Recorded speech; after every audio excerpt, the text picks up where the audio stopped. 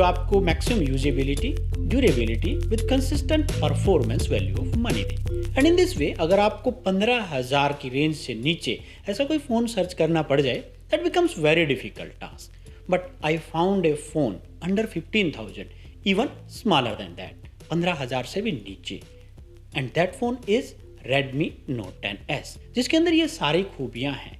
कैसे ये एक 15,000 प्राइस टैग के नीचे एक अच्छा फ़ोन हो जाता है, चलिए देखते हैं। परंतु उससे पहले यदि आपने चैनल को सब्सक्राइब नहीं किया है तो चैनल को सब्सक्राइब कर लें, और वीडियो को अगर अच्छा लगे तो लाइक कर देना, अगर अच्छा नहीं लगे तो डिसलाइक कर देना।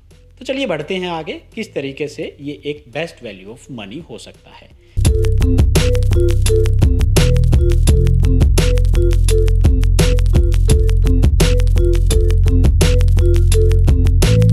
इस फोन को लॉन्च हुए काफी लंबा समय बीत चुका है, परंतु फिर भी प्रेजेंट टाइम में ये एक बेस्ट वैल्यू ऑफ मनी उभर के सामने आ रहा है। Redmi Note 10s IP53 rating के साथ आता है। इट मीन्स इसके ऊपर अगर हल्की फुल्की पानी की बूंदें गिरती भी हैं तो इस फोन के ऊपर कोई खास असर नहीं होगा, आप इसको यूज कर सकते हैं। इसके साथ इसके अंदर 5000 mAh की बैटरी दी गई है और 33 वाट का चार्जर। पूरा दिन बैटरी चलेगी और चार्ज भी जल्दी हो जाता है।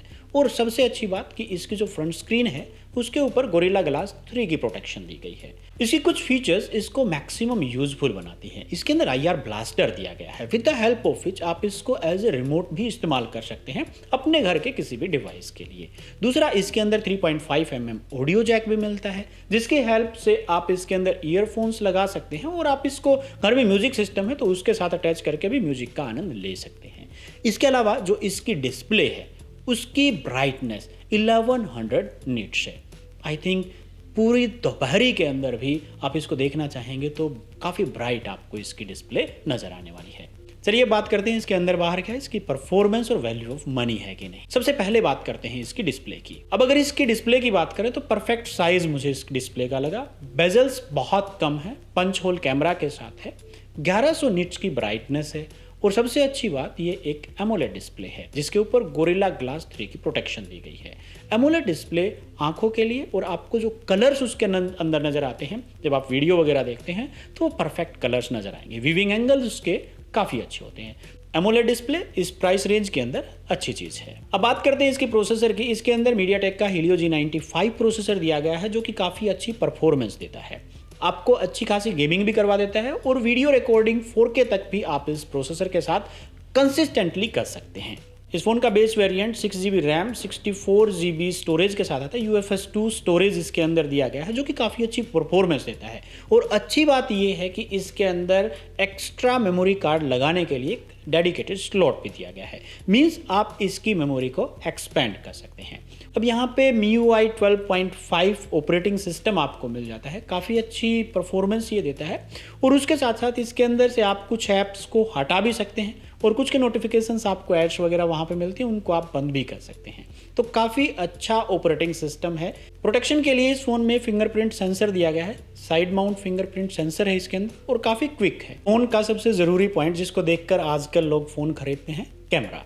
अब कैमरा की बात करें तो फ्रंट में यहाँ पे 13 मेगापिक्सल का सेल्फी कैमरा दिया गया है, पंच होल कैमरा है, लुक वाइज काफ़ी अच्छा है, फोटोज काफ़ी अच्छी ले लेता है। बेस्ट तो नहीं कहा जा सकता, बट इस प्राइस सेगमेंट के अंदर आई थिंक दिस में भी ए बेस्ट कैमरा। तो काफ़ी अच्छी फोटोज, काफ़ी अच्छी सेल्फीज आप ले सकते हैं। अब बात करते हैं बैक कैमरा की। बैक कैमरा के अंदर 64 मेगापिक्सल का सेंसर दिया गया है, और उसके अलावा 2 सेंसर और हैं, 2 मेगापिक्सल जो मैक्रो टेलीफोटो और आपका डेप्थ सेंसर है। वहाँ से आप काफ़ी अच्छी फ़ोटोज़ आप ले सकते हैं। लो लाइट के अंदर भी काफ़ी अच्छी परफॉर्मेंस ये देता है। यहाँ पे कुछ फ़ोटो सैंपल्स आप देख सकते हैं, काफ़ी अच्छी फ़ोटोज़ ये लेता है।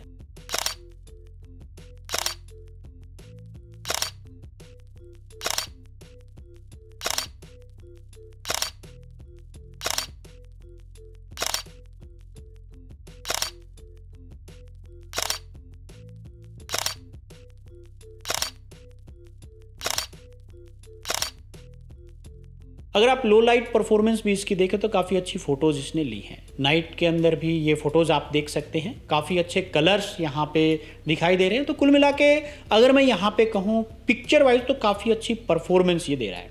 अब बात करते हैं वीडियो रिकॉर्डिंग की। वीडियो स्टेबलाइजेशन इसके अंदर दिया गया है। दूसरा, ये 4K 30 FPS तक वीडियो रिकॉर्ड कर सकता है। 4K आप यहाँ से रिकॉर्ड कर सकते हैं।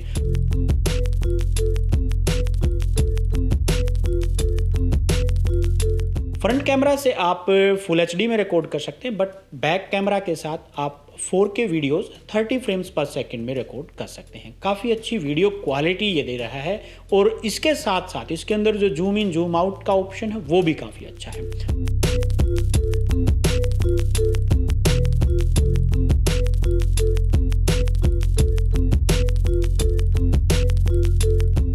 इसका डिटेल्ड कैमरा रिव्यू हम करेंगे, तब तक यदि आपका कोई क्वेश्चन है तो आप नीचे कमेंट सेक्शन के अंदर लिख सकते हैं। अब अगर इसके ओवरऑल लुक की बात करें तो काफ़ी अच्छा डिज़ाइन है।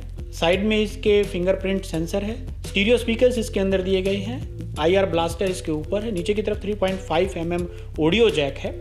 चलिए अब इस सारी चीज़ को समराइज करते हैं और ये क्यों बेस्ट वैल्यू ऑफ मनी हो रहा है। अगर यहाँ पे बात करें इस फोन की तो यहाँ पे 3.5 mm ऑडियो जैक आपको मिलता है, स्टीरियो स्पीकर मिलते हैं, सुपर एमोलेड स्क्रीन मिलती है, साइड माउंटेड फिंगरप्रिंट मिलता है, 64 मेगापिक्सल का ट्रिपल कैमरा आपको यहाँ पे देखने को मिल रहा है। उसके साथ साथ एक्सपेंडेबल मेमोरी, 6 GB की रैम और अब सबसे ज़रूरी बात, ये अंडर 15,000 ही नहीं बल्कि अंडर 12,000 है। मैंने इसको 11,300 रुपये में खरीदा है। क्या इस प्राइस रेंज के अंदर इस फोन को खरीदने का मेरा डिसीजन ठीक था? क्या कोई दूसरा ऐसा फोन है जो ये सारे फीचर्स इस प्राइस के ऊपर आपको अवेलेबल करवा रहा है? इसके बारे में नीचे कमेंट सेक्शन के अंदर जरूर लिखिए। और दूसरा, अगर आपने इस सेल में इस प्राइस रेंज के अंदर कोई फोन खरीदा है या इसके आसपास इन फीचर्स के साथ खरीदा है तो उसका मॉडल भी आप लिखने की जरूर कोशिश कीजिए। So this was all about for this day. Thank you very much.